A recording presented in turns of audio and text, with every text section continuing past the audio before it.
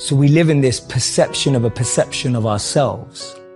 Hence, my identity is made by what my parents think I should be. My identity is made up by what my college or university thinks I should achieve. While you're living in that bubble and that echo chamber, getting to what you really want to do is impossible, because maybe that just doesn't fit. And I think so many people feel that way today, that they don't fit into the current education system. They don't fit with the 3 or 4 or 5 careers that you're taught exist.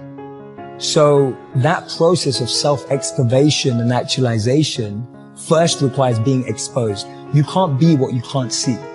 And what we have to do in order to get to that place where we can take the keys and unlock the self-imposed prisons, or the prisons that we have given ourselves on the basis of what we have come to believe is our limitations, what we can and can't do.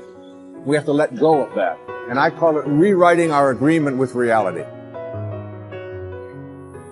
I will wake up with a new mindset for myself, for my future. The sky's the limit to your dreams. You can go beyond the stars if you make it up in your mind that you won't be stuck. You gotta take that thing out, like, you gotta take the breath out. So some of y'all are afraid of math. Go after it. Go get it. Don't run from it no more. Go get it. You gotta go get it. It's possible. At the end of the day, you're going to go as far as you're willing to fight for, and that's it. And if you're willing to fight to go all the way, then you will go that far. You will set a new bar. You will define for people what is possible. You just have to have the drive and willpower to go through that next door and give it your all. We all must become the leaders that we're looking for. We got this.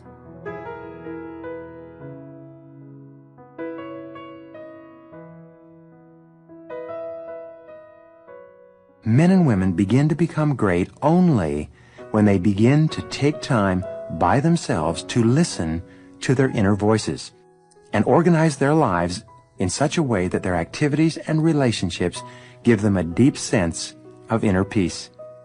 The first step that you can take to personal greatness is to sit down quietly and look over your life to determine the areas where you're not experiencing the peace of mind and happiness that you really want. You'll find that this is a very easy exercise to do because your mind is continually preoccupied with these problems, just like a person sitting on a tack would be preoccupied with the pain. Your job is to get off the tack. Your responsibility to yourself is to realize that you can never make someone else happy by being unhappy yourself, just as you can never make someone else healthy by being sick. You should not sacrifice your happiness in an attempt to somehow achieve the happiness of another person. You'll only end up making no one happy, especially yourself. In the play Cyrano de Bergerac by Edmond Rostand, Cyrano, the great individualist, is asked why it is that he is so outspoken and so self-assertive. He answers with this beautiful line. He says, "I choose the line of least resistance in this, that I will please at least myself in all things." When you make the decision that, for better or worse, you will please at least yourself in all things, only then will you be truly happy. And only then, it seems, will you be able to help anyone else to be happy as well. The second law of happiness is the law of emotion. It says that human beings are 100% emotional in everything they think and feel and decide. I used to think that people were 90% emotional and 10% logical. However, both research and experience contradicts this conclusion. People are totally emotional in everything they do. If a person says to you that he's decided to do the logical thing, it simply means that he has more emotion devoted to that course of action than he does to another course of action, and he uses the word logical to justify his decision. Someone once said that no matter how old you become, you always have the emotions of a teenager. This may or may not be true, but the central impact of your emotions and feelings is a key component in both understanding and achieving your own happiness. The first part of the law of emotion is that you are motivated by two major groups of emotions, those of love or desire, and those of fear or loss. These are the positive emotions and the negative emotions. These emotions were described by Sigmund Freud as emotions associated with pleasure and emotions associated with pain. You have a tendency to move toward those experiences you associate with pleasure or happiness, and you have a tendency to move away from those experiences you associate with pain or unhappiness. This is the essence of the pleasure principle that I mentioned earlier. The second part of this law of emotion says that the content of your emotional life is largely determined by the thoughts you dwell upon most of the time. This is such a simple and obvious truth that it's often overlooked by most people. It simply says that if you think happy thoughts, you will be a happy person. If you think angry thoughts, you'll be an angry person. If you think about the things that people have done to hurt you and the reasons you have to be angry or unhappy, you'll be negative, pessimistic, and eventually you'll be depressed. Abraham Lincoln once wrote, "A man is just about as happy as he makes up his mind to be." Well, this is true for you and true for me. Let life touch you. Don't let it kill you, but at least let it touch you. The next touch could open up the wellspring you'll never lack for desire for the rest of your life. From shortly after the time I met my teacher, Mr. Shove, at age 25, no one's ever had to say to me all these years, "When are you gonna get going?" Nobody's ever said that to me all these years. I've heard, "When are you gonna slow down?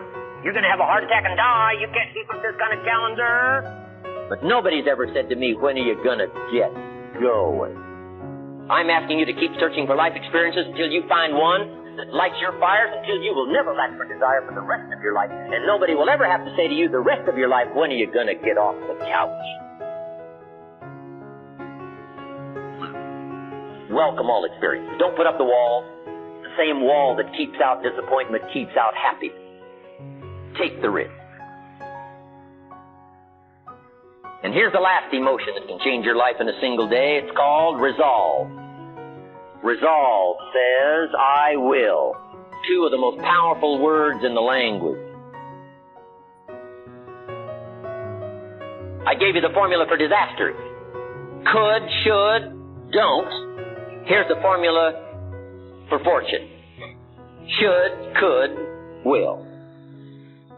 I will. I should. I can, and I will. Two of the most powerful words in the language. I will. Benjamin Disraeli once said, "Nothing can resist a human will that will stake even its existence on its purpose." I'll do it or die. What a powerful set of words. The man says, "I will climb the mountain. They've told me it's too high, it's too far, it's too difficult, it's too rocky, it's never been done before." The man says, "Hey, it's my mountain, I'll climb it." Pretty soon you'll see me waving from the top or dead on the side, 'cause I ain't coming back. The best definition of resolve I ever got was from a junior high girl, Foster City, California. I love to talk to kids and ask them definitions. They come up with beauty. I got to this word and I said to the kids, "Who can tell me what resolve means?" Some didn't know and some tried. It was interesting. The best one I got was a little girl about 3 rows back. She said, "Mr. Owen, I think I know." I said, "What?" She said, "I think resolve means promising yourself you will never give up." I said, "That's the best I've ever heard. You can't say it any better than that. Promise yourself you will never give up.